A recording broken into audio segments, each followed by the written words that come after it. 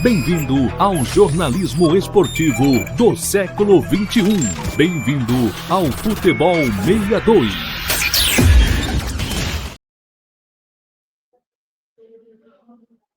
Alô, galera goiana, alô, galera esmeraldina, aquele abraço, sejam bem-vindos ao Futebol 62. Eu chego com mais uma edição do Dois Toques. Hoje tenho o prazer de receber o Charlie Pereira para a gente falar um tema envolvendo o Verdão, envolvendo o Goiás Esporte Clube. Tudo bem com você, Charlie? Tudo bem, Jorge? Um abraço a você, um abraço a todos os companheiros, aos internautas, as pessoas que nos acompanham aqui para mais uma edição dos Dois Toques aqui no Futebol 62.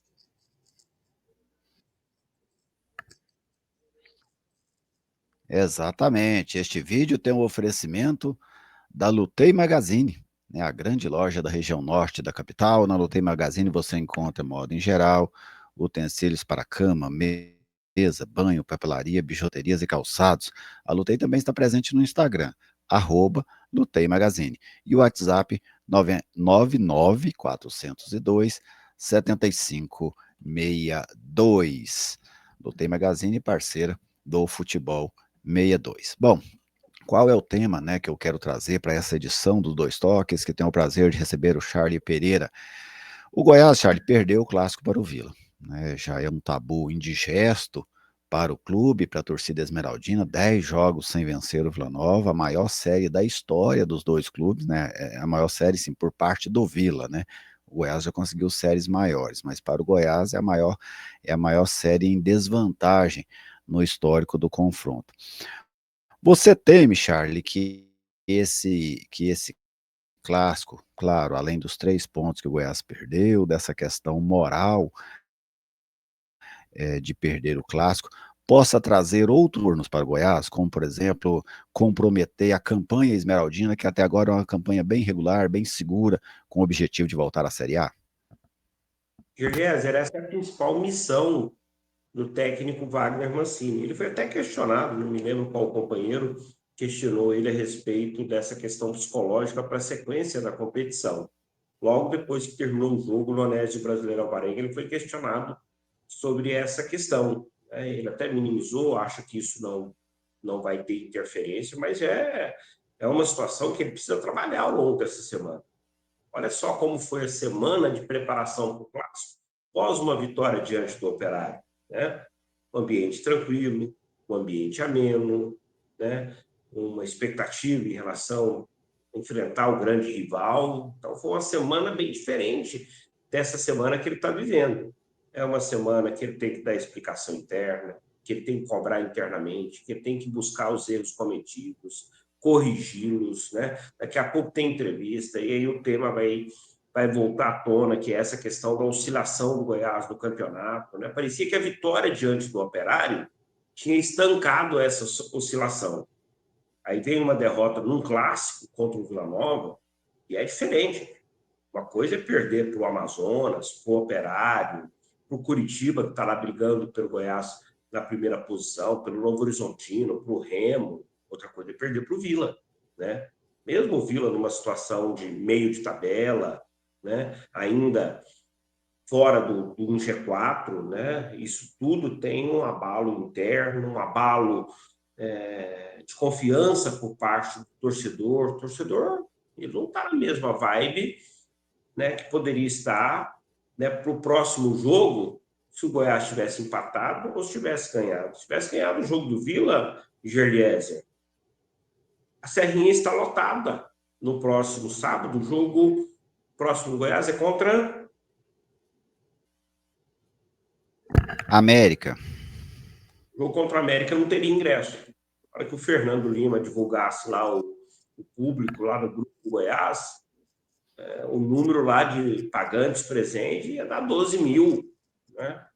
E o Goiás agora convive com uma realidade bem diferente desse jogo contra a América. Autoestima baixa, cobrança, desconfianças, mas principalmente necessidade de afirmação, né?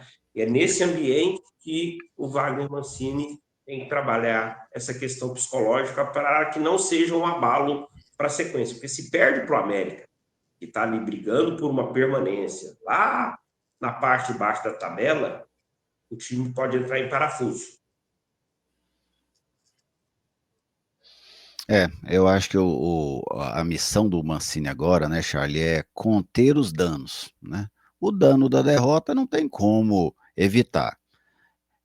Reverter o resultado também não tem como, né? Então, essa missão do Wagner é fazer com que o dano seja o menor possível, vamos dizer assim, né? Isso é igual quando uma pessoa sofre um acidente, que os socorristas chegam, né?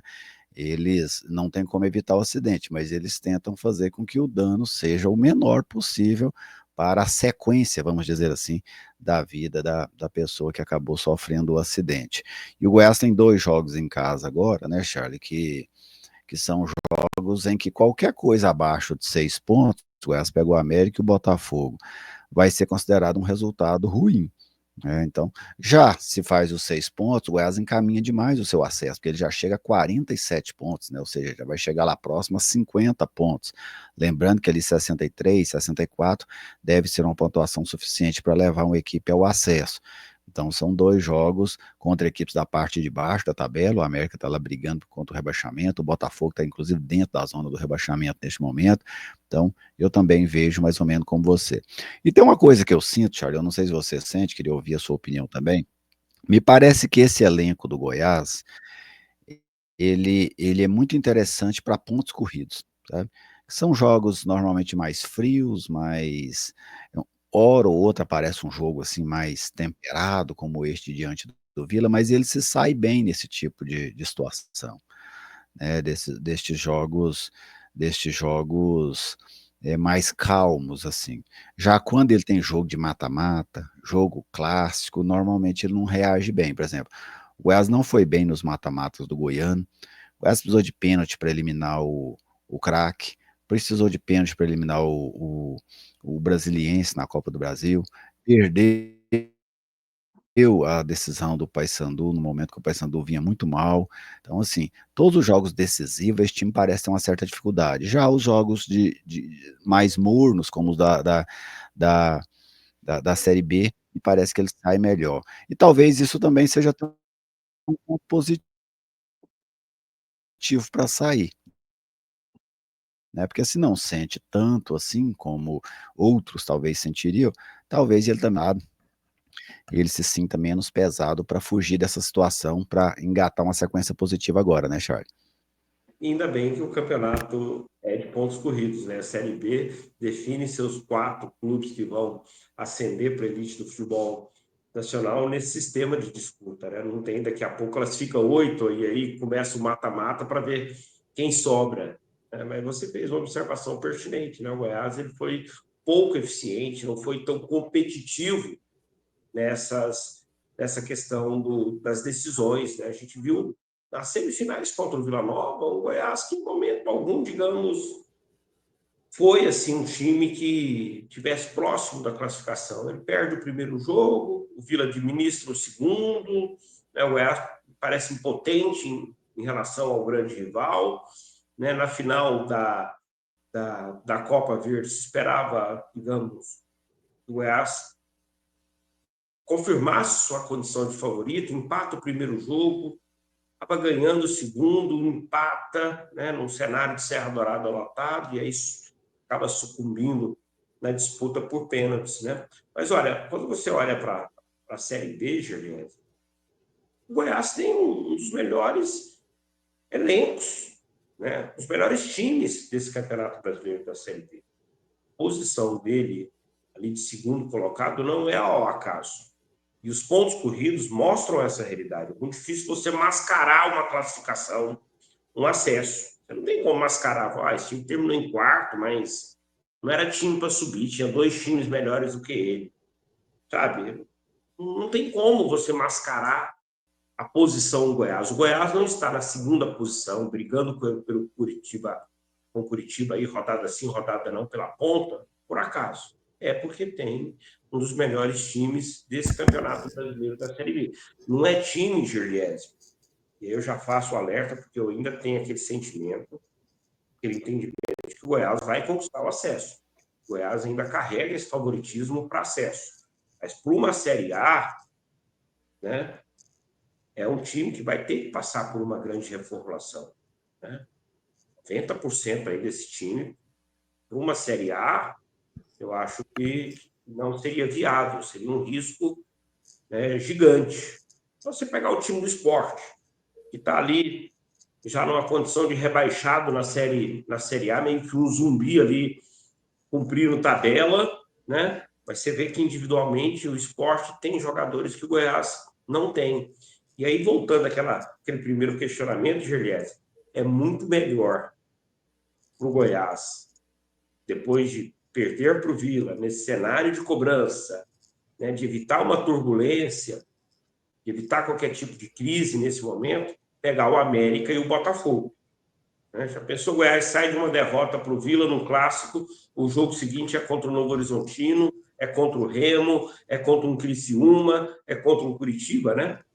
Agora, e você, Gerlier, você entende que esse elenco do Goiás, você continua com aquela ideia de que tudo indica vai subir, mas para uma Série A, é um elenco que precisa ser reformulado? Não, para mim esse elenco do Goiás é elenco para essa missão, Charles. Colocar o Goiás na Série A. É um elenco para essa missão.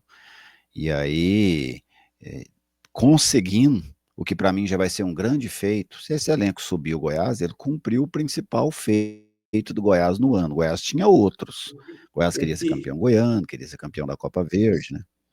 para mim, é mais ou menos aquela situação do Gerliezer. Né? Vamos lembrar aqui outros momentos que o Goiás teve na Série B. O elenco de 99 jogou 2000 muito bem. Né? O elenco de É, 2012 jogou 2013 muito bem. Boa parte dos grupos permaneceram no ano seguinte, quando o Goiás foi para a Série A.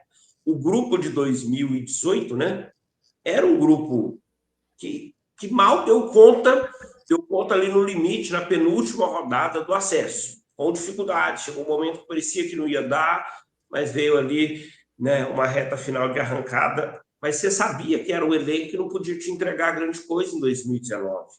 Né? Eu acho que aquele elenco de exatamente. 2018 para 2019, né, o Michael ficou, né? E ficou poucos O jogadores ali. Michael, ficou Chegaram, o chegaram. Rangel, né? Lembrar Depois ele acaba não jogando, mas ele ficou, né?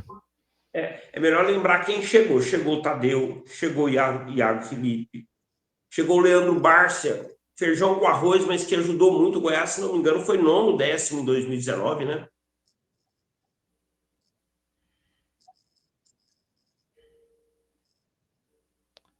O Goiás foi, naquele ano, o Goiás foi 19º, né? Foi nono, 14º Goiás aí em 2022, né? Aquele ano o Goiás foi nono, ele chegou a brigar pela Libertadores ali na retinha final, né? Ele ganhou um jogo do Internacional lá em Porto Alegre, e depois perdeu para o Fortaleza aqui, viu o sonho morrer.